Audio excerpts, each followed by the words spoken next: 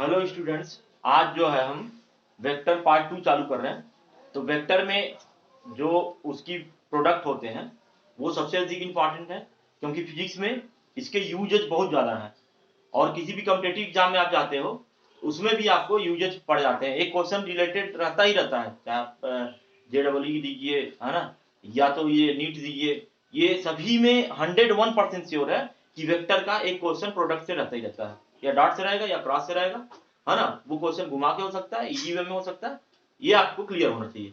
तो वेक्टर इसलिए बहुत इंपॉर्टेंट हो जाता है, इसलिए 2 या 3 टॉपिक्स में मैं कवर करूंगा। और हमारा सिर्फ 11-12 टारगेट नहीं है, हम कॉम्पिटिटिव एग्जाम को भी फोकस कर रहे हैं ताकि हम इस तरह पढ़ लें कि उसके भी क्वेश्चन हम अटेम्प्ट कर पाए। तो कुछ क्वेश्चन मैंने इसमें लिया है, कॉम्पिटिटिव एग्जाम के भी क्वेश्चन लिए हैं, तो उसको बाद में मैं सॉल्व करूंगा। पहले आपको इंट्रोड्यूस करा दूं। एक्चुअली जैसा नाम आप सुन रहे हैं, डॉट प्रोडक्ट, है ना, डॉट ऐसा लगा देंगे एक डॉट, ये हो जाएगा डॉट प्रोडक्ट। डॉट प्रोडक्ट या इसको बोलते हैं स्केलर प्रोडक्ट, है ना। स्केलर प्रोडक्ट क्यों बोलते हैं? क्योंकि दो वेक्टर क्वांटिटी को लेते हैं और जब उनका प्रोडक्ट करते हैं तो वो स्केलर बन जाता है। ठीक है, तो स्केलर बन जाता है मतलब उसकी वैल्यू, है ना, में डायरेक्शन खत्म हो जाता है। तो सबसे पहले हमारे पास वेक्टर क्या है, आई जे के। तो जब इनका डॉट प्रोडक्ट करते हैं तो I dot I, J dot J, के डॉट के, इनका प्रोडक्ट करेंगे तो 1 आएगा। ये हमेशा ध्यान रखना है। आई डॉट आई मतलब जब सिमिलर रहेगा, ठीक है, तो ऐसी कंडीशन में 1 वैल्यू हम कंसीडर करेंगे। लेकिन जब अलग रहेगा तो ऐसी कंडीशन में वैल्यू हमारी क्या हो जाएगी, 0 हो जाएगी। जैसे आई डॉट जे हुआ और आई डॉट के हुआ या जे डॉट के हुआ, मतलब कोई भी ऐसा माने इक्वल नहीं हो, सेम नहीं हो, तो ऐसी कंडीशन में इनका डॉट प्रोडक्ट क्या होता है, 0 होता है। तो डॉट प्रोडक्ट जब भी हम करते हैं तो 2 बेसिक कॉन्सेप्ट होते हैं जिसको हमें फॉलो करना होता है और इसी बेस पे हम सॉल्व करते हैं। और ये अब होता क्या है, ये चीजें हम आगे आपको बता दें, ठीक है। तो ये देखें, अगर हम ले लें वैल्यू 2 वेक्टर्स की, सपोज ए इक्वल टू हमने ले लिया 2i minus 3j plus 7k और b इक्वल टू हमने ले लिया i plus 2j minus 3k, ये हमने ले लिया। ठीक है, तो हम डॉट प्रोडक्ट करने जा रहे हैं। तो उससे पहले आपको डॉट प्रोडक्ट क्या है ये मैं बता दूं। ये 2 वेक्टर हैं, a डॉट b, इनका प्रोडक्ट लिया गया a डॉट b। तो a dot b equal to क्या हो जाता है, modulus of a and modulus of b cos theta. इनके बीच का एंगल क्या होता है, cos थीटा। या इसको मॉडुलस नहीं लिखना चाहते हैं आप और लेंदी बनाना नहीं चाहते हैं तो और इजी वे में आप लिख सकते हैं ऐसे, ए बी cos थीटा, ऐसे सिंपल फॉर्म में लिख सकते हैं ए बी cos थीटा। मतलब यहां पे वेक्टर था, लेकिन जब उनका प्रोडक्ट हुआ, इनका प्रोडक्ट निकालना है, तो इनके प्रोडक्ट में क्या होगा, ए बी मतलब मैग्नीट्यूड आ जाएगा वेक्टर ए का और वेक्टर बी का, और इनके बीच का जो एंगल होगा वो आ जाएगा। तो ये चीजें अपने को दिमाग में रखनी है। तो अब ए डॉट बी हमको निकालना है। ए डॉट बी के लिए हम क्या करेंगे, ए को पहले रखेंगे। ए हमारा क्या है, 2i minus 3j plus 7k। B क्या है, डॉट यहां लगाएंगे, बी क्या है, i plus 2j minus 3k। अब देखिए हम इंटू करेंगे तो आई का, ठीक है, आई में इंटू होगा तो नंबर 1 आएगा और बाकी से इंटू होगा तो 0 हो जाएगा। तो बाकी से इंटू करेंगे नहीं, तो हम क्या कर रहे हैं, 2 इंटू 1 2 आ गया, 3 इंटू 6 2 मतलब -6 आ गया, और 7 3 जा 21, ये आ गया। ठीक है, तो अब जो है ये कितना आ गया, -25 आ गया। ए डॉट बी कितना आ गया, -25 आ गया। अब बोल दिया अगर आपको ये निकालने के बजाय cos थीटा निकालिए, ए और बी की वैल्यू दिया हुआ है, इनके बीच का एंगल निकालिए, मतलब दो वेक्टर किस एंगल से एक दूसरे से जुड़े हुए हैं, तो कैसे निकालेंगे। तो ये अपन एंगल निकालने के लिए, इनके बीच का एंगल थीटा निकालने के लिए हमें निकालना पड़ेगा। तो अब ये जानते हैं A dot B equal to क्या होता है, ए बी कॉस थीटा। तो कॉस थीटा इक्वल टू क्या हो जाएगा, कॉस थीटा इक्वल टू क्या हो जाएगा, A dot B upon A B. तो ठीक है, तो हमको इसके बीच का एंगल निकालना है, कॉस थीटा निकालना है या थीटा निकालना है। तो ऐसी स्थिति में कितनी वैल्यू होगी, ये कैसे सॉल्व करें, इसको भी अपन एक्सप्लेन कर देना। देखिए क्या है, ये हमको ए का मॉडुलस निकालना पड़ेगा क्योंकि डिवाइड करना पड़ रहा। ए का मॉडुलस क्या है, ए का मॉडुलस देखिए, ए 2 का स्क्वायर 4, 3 का स्क्वायर 9 और 7 का स्क्वायर 49।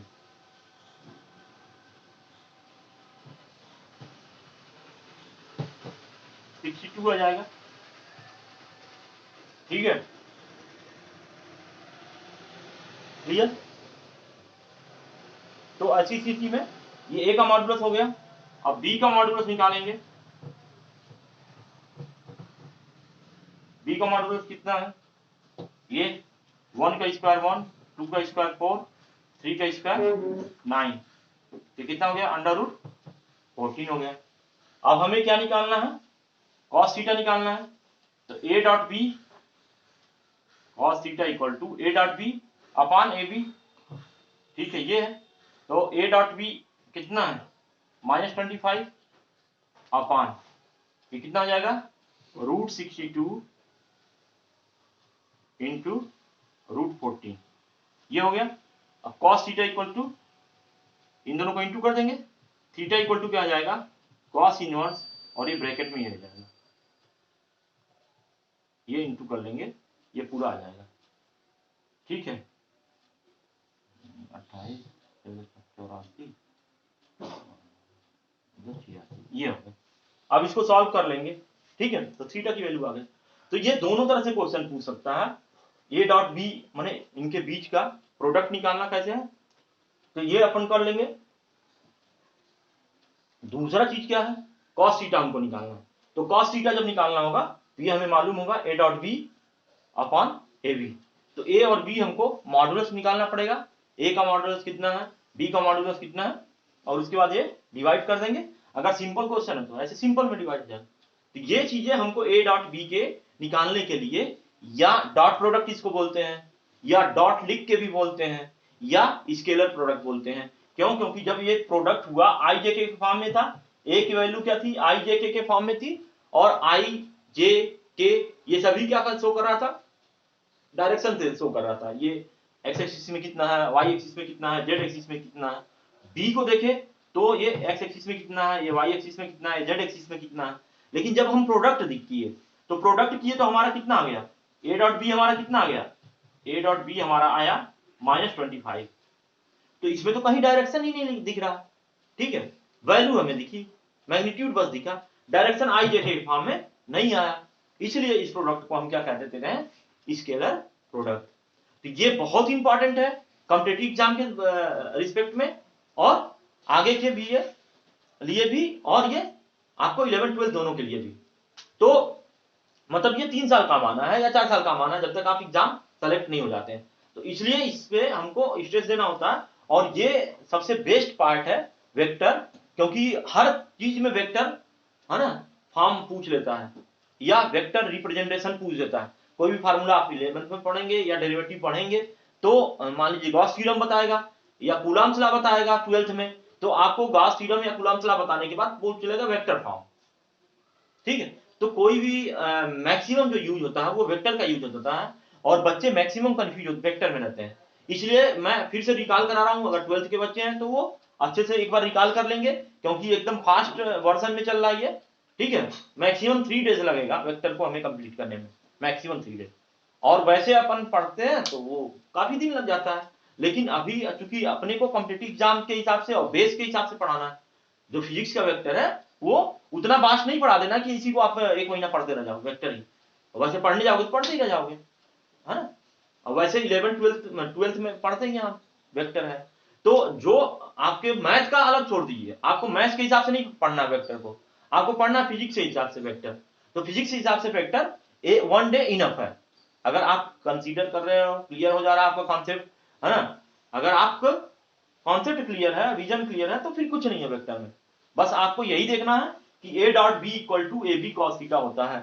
ए बी कॉस थीटा का मतलब ए जो है मॉडुलस फॉर्म में है, ए जो है उसकी डायरेक्शन नहीं है, डायरेक्शन नहीं मतलब मॉडुलस है। मॉडुलस कैसे निकालते हैं, जो आई जे के है उनके सभी वैल्यू को स्क्वायर कर देंगे, आई का स्क्वायर 1 हो जाता है, जे का स्क्वायर 1 हो जाता है, के का स्क्वायर 1 हो जाता है, क्योंकि अभी बताया मैं डॉट प्रोडक्ट में I dot I, J dot day, के डॉट के, ये सभी क्या जाता है वैल्यू 1, इसलिए जब स्क्वायर करते हैं तो ये लिखते नहीं है। कल हमने नहीं बताया था क्योंकि हमने डॉट प्रोडक्ट बताया नहीं था, इसलिए मॉडुलस में हमने नहीं बताया, उसको स्किप कर दिया था कि आई ये कहाँ के कहाँ चला गया, रीजन वही था। वो चीजें आपको क्लियर होनी चाहिए, विजन आपको क्लियर होना चाहिए, कॉन्सेप्ट क्लियर होना चाहिए, तो फिर कैसा भी क्वेश्चन आ जाए वो आपको क्लियर रहेगा। अब देखिए डॉट प्रोडक्ट का यूज कहाँ है, डॉट प्रोडक्ट का यूज हमने बताया आपको 11th में भी पढ़ेगा, 12th में भी पढ़ेगा। तो 11th में एक चैप्टर ही है वर्क एनर्जी है, थ्योरम वर्क एनर्जी है, तो वर्क से रिलेटेड ये डॉट प्रोडक्ट पढ़ता है, ठीक है।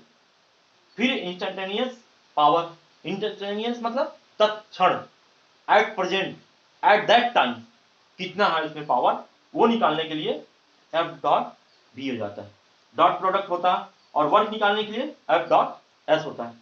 लेकिन जब ये आप यहां पे देखते हैं, ये दोनों आपके फार्मूले 11th के लिए हैं, लेकिन बाकी दोनों फार्मूले आपके ये 12th में काम आते हैं, electric flux and magnetic flux. तो मैग्नेटिक फ्लक्स को और इलेक्ट्रिक फ्लक्स को किससे रिप्रेजेंट करते हैं, फाई से। तो अगर फाई लिखे हैं, अगर आपने ई लिख दिया तो इलेक्ट्रिक फ्लक्स हो जाएगा, अगर फाई लगा के बी लिख दिए तो ये हो जाएगा मैग्नेटिक फ्लक्स। तो इनकी वैल्यू क्या होती है, जो बी डॉट ए होता है और ई डॉट ए होता है। अब मैं इन सभी के आपको थोड़े से डिटेल बता दूं, जैसे वर्क आप 11th में पढ़ोगे, 9th में भी आपने पढ़ा हुआ वर्क, तो वर्क डन इक्वल टू क्या होता है, डब्ल्यू इक्वल टू होता है एफ डॉट एस। ये ध्यान रखिएगा, बच्चे 11th में भी इवन देन 12th में भी, मेरे कई सालों का एक्सपीरियंस है, मैं देखता हूं बच्चे जब फार्मूला लिखते हैं तो वो गलत लिख देते हैं, ये पूरे फार्मूले में गलती कर देते हैं, इधर भी एरो लगा देते हैं, मतलब इसको भी वेक्टर बता देते हैं। अरे ये वेक्टर नहीं है भाई, स्केलर है, क्योंकि डॉट प्रोडक्ट का प्रोडक्ट क्या होता है, स्केलर होता है, इसमें अगर आप वेक्टर लगा दिए तो आपका फार्मूला तो गलत हो गया ना। तो वो चीज आप हमेशा ध्यान रखिए, ये बच्चे 11th में भी गलती करते हैं, 12th में भी गलती करते हैं, कॉम्पिटिटिव एग्जाम में आ जाता है ना, जेडब्ल्यू के या नीट के, तो भी गलती कराते हैं वो, क्योंकि 4 ऑप्शन देगा, है ना, अलग अलग करके दे दिया फार्मूला, और आपको ये एरो नहीं लगाया हुआ, आप होशियारी में अरे W equal to F dot S, अरे ये तो मुझे मालूम है, पता चला इसमें भी एरो लगा के वो वाला टिक करके आ गए, या वो वाला ओवर है ना ब्लैक करके आ गए। तो हमेशा ध्यान रखिए डॉट प्रोडक्ट का जो प्रोडक्ट होता है वो स्केलर होता है, इसलिए स्केलर प्रोडक्ट बोलते हैं। तो जब भी एरो लगेगा इधर लगेगा, जैसे डॉट हो रहा, डॉट हो रहा, डॉट हो रहा, डॉट हो रहा, मतलब बड़े अच्छे बच्चों की मैंने कॉपी देखी है जो एबव देन 90 हैं, मोर देन 90% पाए हुए हैं, और वो भी एनुअल एग्जाम में अपने 11th के, है ना, वो ऐसा मिस्टेक किए हुए हैं, या 12th के बच्चों का प्री बोर्ड होता है तो वो ऐसा मिस्टेक किए हुए हैं। अगर हमने मैग्नेटिक फील्ड या फ्लक्स की डिफिनेशन दे दी है, define the magnetic flux and right the SI unit, तो हम जब डिफिनेशन देखते हैं और उनके फार्मूले देखते हैं तो जो मोर देन 90% वाले बच्चे हैं वो भी फ्लक्स में इधर पे एरो लगा देते हैं। वो चीज ध्यान रखना, वेक्टर फॉर्म में ये इधर वाला होगा, लेकिन वेक्टर फॉर्म का डॉट प्रोडक्ट हमेशा स्केलर हो जाता है, तो इस पे आपका एरो नहीं लगेगा। अब कौन सा क्या है ये आपको थोड़ा सा बता देता हूं, ताकि मुझे, है ना, 11th वालों को 11th का जब ये चैप्टर आएगा तो पढ़ाने में इजी रहेगा, है ना, या अपन स्केप भी कर जाएंगे तो कोई टेंशन नहीं रहेगा। 12th वालों का ये चैप्टर पढ़ चुके हैं, फिर भी एक बार रिवाइज हो जाएगा, और आगे कॉम्पिटिटिव के लिए भी बेसिक्स इनकी 11th 12th एक साथ क्लियर हो गई। 12th वालों के लिए ये बेनिफिशियल कि सब एक साथ पका पकाया इनको मिल जा रहा है एक एट ए ग्लांस। तो ये देखिए, तो ये क्या है, एफ मींस फोर्स, फोर्स एक लग सकता है, 2 या 3 फोर्सेज हो सकते हैं, और एस मतलब डिस्प्लेसमेंट, डिस्प्लेसमेंट क्या है, एक कंडीशन से दूसरे कंडीशन पे वेक्टर जा सकता है, या डायरेक्ट डिस्प्लेसमेंट वेक्टर दिया हो, तो वो चीज आपको ध्यान रखना है। अगर डिस्प्लेसमेंट वेक्टर दिया हुआ तो, और डायरेक्ट फोर्स दिया हुआ है, डिस्प्लेसमेंट वेक्टर दिया, डायरेक्ट आप इंटू कर देंगे। लेकिन जहां पे फोर्स कई सारे लग रहे हैं उसको डिस्प्लेस करने के लिए, और डिस्प्लेसमेंट एक पोजीशन से दूसरे पोजीशन पे हो रहा, तो ऐसी कंडीशन में आपको पोजीशन वेक्टर दिए होंगे, तो पोजीशन वेक्टर दिए होंगे तो आपको डिस्प्लेसमेंट निकालना पड़ेगा। और फोर्सेस ढेर सारे दिए हुए हैं, ढेर सारे फोर्सेस मिलके उस ऑब्जेक्ट को डिस्प्लेस कर रहे हैं, तो टोटल फोर्स को हमको ऐड करना पड़ेगा। तो वो चीज आपको ध्यान रखना है। और कॉम्पिटिटिव एग्जाम में ऐसे घुमा के देता है, एकदम सिंपल सा नहीं देगा कि एक फोर्स दे दिया, एक और डायरेक्ट डिस्प्लेसमेंट दे दिया और आपने सॉल्व कर लिया। तो ये आपको ब्रेन लगाना पड़ेगा, मतलब कॉन्सेप्ट आपका क्लियर होना चाहिए, बेसिक कॉन्सेप्ट, उस बेस पे आप बना लेंगे। तो जब भी हम बात करते हैं वर्क डन की, तो क्या जाता है, F means force, S means displacement. दोनों वेक्टर क्वांटिटी है, फोर्स भी है और डिस्प्लेसमेंट भी है। तो इस पे हमने वेक्टर लगाया हुआ है, लेकिन ये स्केलर क्वांटिटी है, हमने नहीं लगाया। तो ध्यान रखिएगा।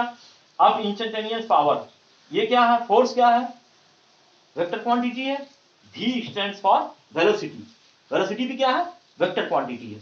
ठीक है, तो ऐसी कंडीशन में दोनों का प्रोडक्ट क्या हो जाता है, स्केलर हो जाता है। इसलिए अक्सर एग्जाम में पूछता है कि ये work done, instantaneous power, magnetic flux और इलेक्ट्रिक फ्लक्स वेक्टर क्वांटिटी है या स्केलर क्वांटिटी है, ऑप्शन में दे देता है। तो बच्चे क्या कंफ्यूज होके वो वेक्टर वेक्टर देख लेते हैं, इनका तो यार वेक्टर का फार्मूला होता है, तो वेक्टर में पता चला टिक करके आ गया।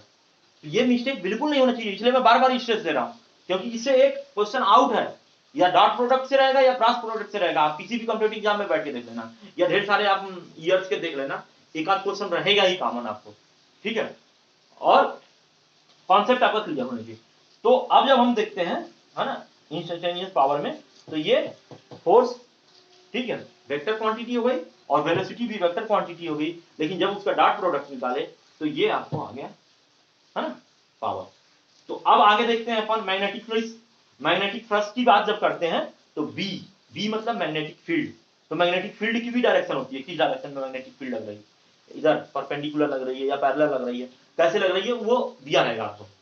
ठीक है, तो ये टूवर्ड्स इधर लग रही है, टूवर्ड्स इधर लग रही है, लेकिन वैसे नहीं बताते हैं। मैग्नेटिक फील्ड को अपन बताते हैं इनवर्ड या आउटवर्ड, दो ही डायरेक्शन बताते हैं पेपर पे। ठीक है, तो ऑन पेपर ये बता देते हैं अपन। अब उसी तरह इलेक्ट्रिक फ्लक्स क्या है, तो ये बी डॉट ए मतलब बी क्या हो गया, मैग्नेटिक फील्ड हो गई, और ए क्या हो गया, सरफेस एरिया है, इसको डीएस से भी रिप्रेजेंट कर देते हैं। तो अब इसका फुल फॉर्म क्या हो जाएगा, यही डॉट प्रोडक्ट है, तो थीटा लग जाएगा, बी ए कॉस थीटा लिख देंगे, और इसमें क्या लिख देंगे, ई डॉट ए है तो डॉट प्रोडक्ट है तो क्या आता है, कॉस थीटा आ जाता है, तो ई ए कॉस थीटा लिख देंगे। लेकिन ध्यान रखिएगा, ई और ए पे आप एरो नहीं लगाएंगे, या एरो लगाएंगे तो मॉड लगाना पड़ेगा। तो वो अंतर होना चाहिए, अगर आपने गलती से एरो लगा दिया तो अब उसमें काट पीट नहीं करके आप मॉड लगा दीजिए, वो भी आपका सही है। ठीक है, तो जब डॉट प्रोडक्ट का होता है तो हमेशा याद रखें कि अब इसमें जैसे ये है W है, तो इसका फुल फॉर्म लिखेंगे तो क्या हो जाएगा, ये ऐसे लिख देंगे हम, एफ एस कॉस थीटा।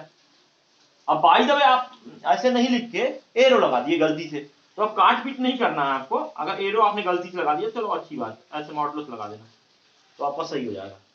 तो वो चीज दिमाग में रखा है क्या कि क्या कैसे लिख रहे हैं आप और क्या कैसे हो रहा है। तो ये जब इसको डॉट प्रोडक्ट में है, तो जब हम और आगे डिटेल में लिखेंगे तो वर्क इक्वल टू लिख देंगे एफ एस कॉस थीटा। अब उसी तरह ये पावर है, एफ डॉट वी है, इसको भी जब डिटेल में लिखेंगे तो F V cos theta. Dot product में कॉस थीटा आता, सीधा सीधा सिंपल लग जाना। अगर प्लस क्या है, फाइव बी है, तो ये क्या लिख देंगे, बी ए कॉस थीटा।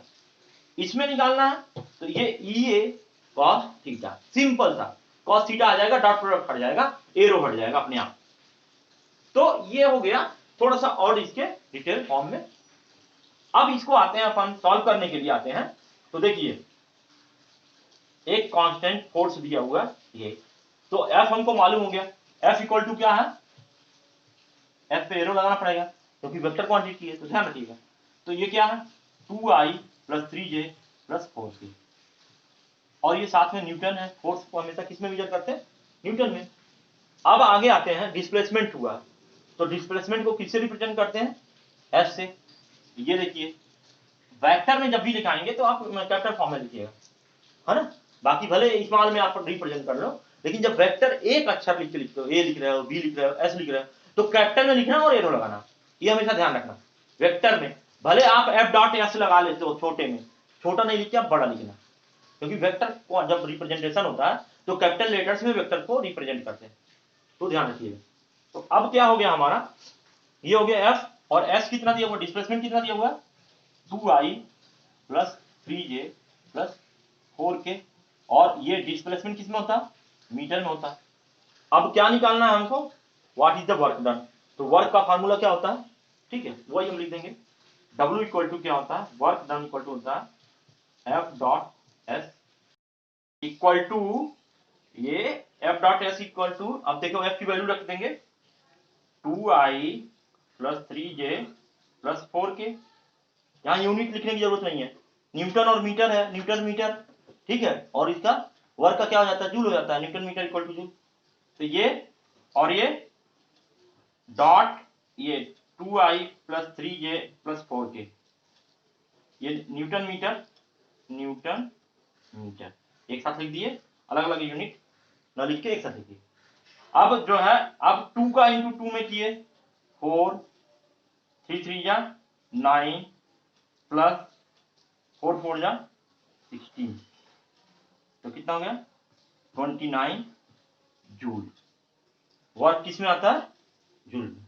तो ये हमने क्या आया है ना, वर्क क्या आया 29 जूल आया। तो ये चीज आपको क्लियर होना चाहिए। अब इसी क्वेश्चन को मैं थोड़ा सा मॉडिफाई करके बता देता हूं।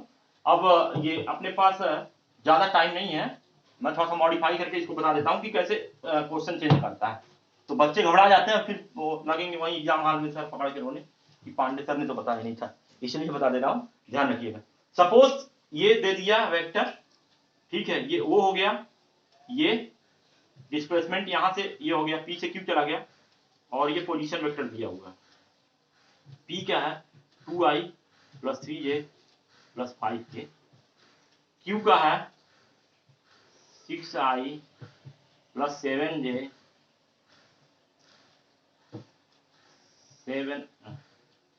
7j प्लस 8k, ये दिया हुआ, ठीक है। और फोर्सेस जो लग रहे हैं F1 2i plus 3j plus 6k, F2 i plus j plus k लग रहा, F3 लग रहा minus i plus 2j plus 3k लग रहा।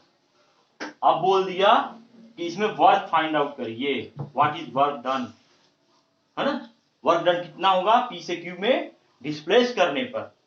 और ये 3 फोर्सेस लगा दिए, इधर से कोई फोर्स लग रहा है, इधर से फोर्स लग रहा है, इधर से फोर्स लग रहा है, और यहां से यहां उसको क्या ना ले जा रहे हैं किसी भी पॉइंट को या किसी भी वेट को, ठीक है।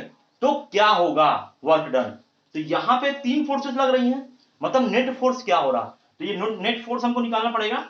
F इक्वल टू क्या हो जाएगा F1 plus F2 plus F3, ये सभी वेक्टर के फॉर्म में रहेगा, वेक्टर फॉर्म लगाना नहीं भूलिएगा, आई जे के जहां आया वेक्टर फॉर्म नहीं भूलेंगे आप, ध्यान रखिएगा। तो अब जो है ये F1 total F equal to F1 क्या है 2i plus 3j plus 6k, F2 क्या है i plus j plus k, ठीक है, और F3 क्या है minus i plus 2j plus 3k। अब मैं डायरेक्ट सॉल्व कर ले रहा हूं, टाइम है ना वेस्ट होने की बजाय थोड़ा सा जल्दी हो जाएगा। तो i से i कैंसिल हो गया, है ना, बचा 2i, ये 2i हमने लिख दिया, ठीक है। ये प्लस हो रहा, प्रोडक्ट नहीं है कि आई जे के खा जाइएगा प्लस करने के बाद, तो ध्यान रखिएगा प्लस और माइनस में आई जे के नहीं खत्म होता, डॉट प्रोडक्ट में खत्म हो जाता है ना, क्यों, क्योंकि ये हो जाता है स्केलर। और लेकिन जब क्रॉस प्रोडक्ट होता है तो वेक्टर का वेक्टर ही रहता है, आई जे के रहता ही है उसमें भी, वो अपन नेक्स्ट टॉपिक में पढ़ेंगे, है ना, क्रॉस प्रोडक्ट तो और क्लियर हो जाएगा। तो अब देखिए 2i हो गया, अब 3j और 1j 4j और 2 5 से 3j और 1 4j और 2 6j, ये 6j हो गया। अब ये 6 और 1 7 और 3 10, 6 1 7 3 10, तो ये 10k हो गया, ये हमारा फोर्स आ गया। अब हमारा डिस्प्लेसमेंट है, डिस्प्लेसमेंट कितना है dq निकालना है हमको डिस्प्लेसमेंट, तो डिस्प्लेसमेंट क्या आ जाएगा OQ माइनस OP। तो OQ की वैल्यू क्या है 6i plus 7j plus 8k minus OP की वैल्यू क्या है 2i plus 3j plus 5k। अब हमारा क्या हो गया 6 से 2 गया 4i और ये 7 से 3 गया, ठीक है, तो 4J, और 8 से 5 गया तो 3K। अब हमको क्या निकालना है? वर्क डन निकालना है। वर्क डन निकालना है तो वर्क डन इक्वल टू क्या आता है? W इक्वल टू क्या आ जाता है? F.S। अब देखिए अलग अलग डिस्प्लेसमेंट तो हमने निकाला, क्योंकि अलग अलग पोजीशन वेक्टर दी हुई थी, इसलिए हमें क्या निकालना पड़ा? डिस्प्लेसमेंट निकालना पड़ा। और फोर्स हमें क्या निकालना पड़ा? अलग अलग 3 फोर्सेस मिलकर कर रहे थे, तो नेट फोर्स कितना लगेगा वो हमें ऐड करना पड़ेगा, देखना पड़ेगा। तो हमने ये नेट फोर्स भी निकाल लिया है। अब हमारा force into displacement, direct final force क्या है और डिस्प्लेसमेंट क्या है ये लिख देंगे। फाइनल फोर्स क्या है? 2I plus 6J plus 10K। और नेट S क्या है? S है हमारा ये 4I plus 4J plus 3K, ये आ गया। तो अब इसको डॉट प्रोडक्ट करते हैं, तो 2 4 जा 8 हो गया, 6 4 जा 24 हो गया, और 10 3 जा 30। तो ये कितना आ गया? 28 32 32 62, ये जूल आ गया। तो ठीक है, ये हमारा क्लियर हो गया। तो हमेशा ध्यान रखिएगा जब भी वर्क डन में है ना डिस्प्लेसमेंट नहीं दिया हुआ, पोजीशन वेक्टर दिया हुआ है, तो हमें डिस्प्लेसमेंट निकालना पड़ेगा। डिफरेंट काइंड ऑफ फोर्सेस दिए हुए हैं, तो नेट फोर्स कितना लग रहा है वो हमें देखना पड़ेगा, तब हमें नेट फोर्स आ गया। जब नेट फोर्स और ये आ गया तो हम निकाल लेंगे। अब अगला क्वेश्चन की ओर जाते हैं अपन। ये लास्ट क्वेश्चन जो है आज का, इसको देखते हैं अपन। तो इसमें देखते हैं आगे हम सॉल्यूशन कर रहे हैं इसका। तो देखते हैं क्या है ना। 2 वेक्टर्स हैं, तो वेक्टर्स तो हमें मालूम नहीं है, जिसका क्या दिया हुआ है? मैग्नीट्यूड दिया हुआ है। तो लेट कर लेते हैं, let 2 vectors are A and B. इसका मैग्नीट्यूड क्या दिया हुआ है? ए का मैग्नीट्यूड दिया हुआ है 2, और बी का मैग्नीट्यूड क्या दिया हुआ है? 3। तो लिख लीजिए, एंड देयर स्केलर प्रोडक्ट, माने इसके प्रोडक्ट क्या है? ए डॉट बी कितना है? 3√2 है। अब क्या बोल रहा है? एंगल बिटवीन देम, मतलब क्या एंगल आएगा? तो A dot B equal to क्या जानते हैं अपन? A dot B equal to क्या होता है? A B cos theta. तो कॉस थीटा इक्वल टू क्या आ जाएगा?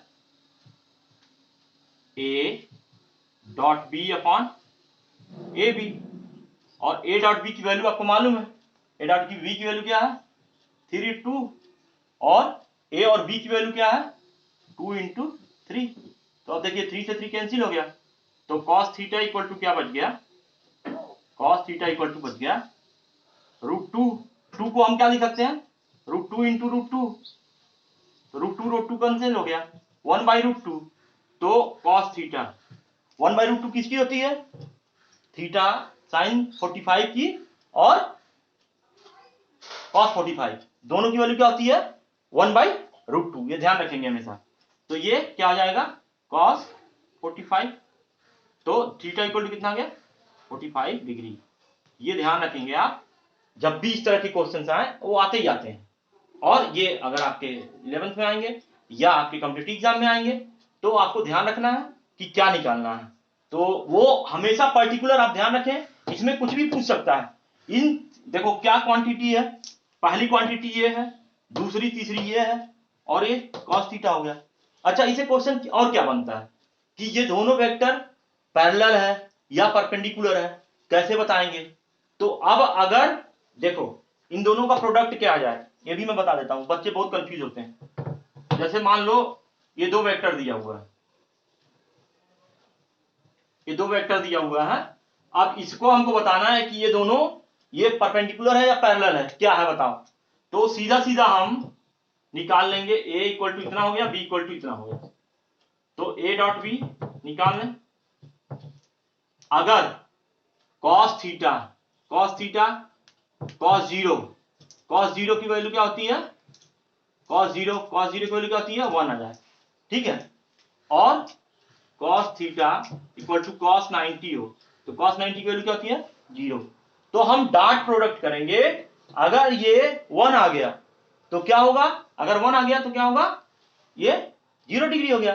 0 डिग्री कब होता है? जब पैरेलल हो। अगर हम प्रोडक्ट कर 0 डिग्री कब होता है? 90 डिग्री में क्या होता है? 0 होता है।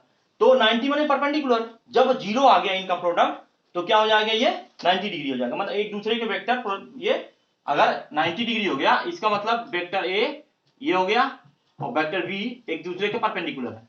ठीक है, कोई भी एरो दे दो, ठीक है, ऐसे एरो दे दो या ऐसे एरो दे दो, परपेंडिकुलर हो गया। लेकिन अगर 0 डिग्री मतलब 1 आ गया वैल्यू, प्रोडक्ट करने के बाद क्या आ गया?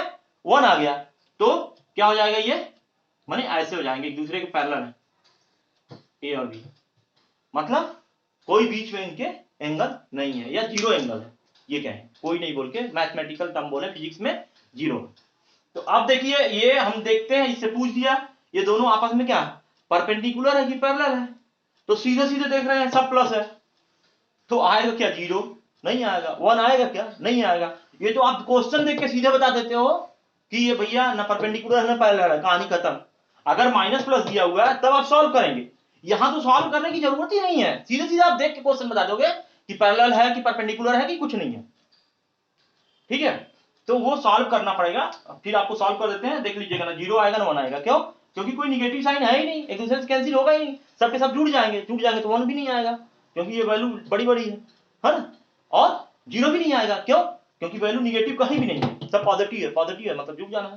तो देखिए देखते हैं, 6 2 जा 12, 7 3 जा 21, 8 5 जा 40, तो ये कितना हो गया? ये 73। तो ये नाइदर परपेंडिकुलर नॉर पैरेलल, ये बता देंगे आप। तो इस तरह ये भी क्वेश्चन पूछता है, कॉमन चीजें हैं, तो ये चीजें आपके दिमाग में होनी चाहिए। जब आपको पैरेलल पूछे या परपेंडिकुलर पूछे या थीटा पूछे, हमेशा एंगल पूछता है। अगर सॉल्व हो जाए, जैसे cos थीटा पूछ दिया, थीटा आपको निकालना है, सॉल्व हो गया 45 डिग्री आ गया, मैंने 1/√2 आपने बता दिया 45 डिग्री। अगर नहीं आ रहा, सॉल्व हो रहा, तो फिर होशियारी मत दिखाने लगिएगा। अब 375/168 आ गया तो अब फिर होशियारी दिखा रहे है ना। अगर ऑप्शनल क्वेश्चन है तो फिर आप उसे सॉल्व कर सकते हैं। सॉल्व करने के बाद साइन इनवर्स निकालेंगे और लॉग टेबल से देख के अपन बता देंगे कि ये कितनी वैल्यू है इसकी, साइन इनवर्स की फिर कितनी डिग्री है वो आप बता देंगे, थीटा की वैल्यू आ जाएगी। ठीक है, अगर सिर्फ पूछा है, सोल्यूशन पूछा है सिर्फ थीटा, फाइंड द थीटा, है ना, और आपको सॉल्व करके लिखना, तो फिर बिल्कुल होशियार नहीं बनना है, टाइम वेस्ट नहीं करना है। Okay, best of luck, take care, अच्छे से पढ़िए, आगे बढ़िए।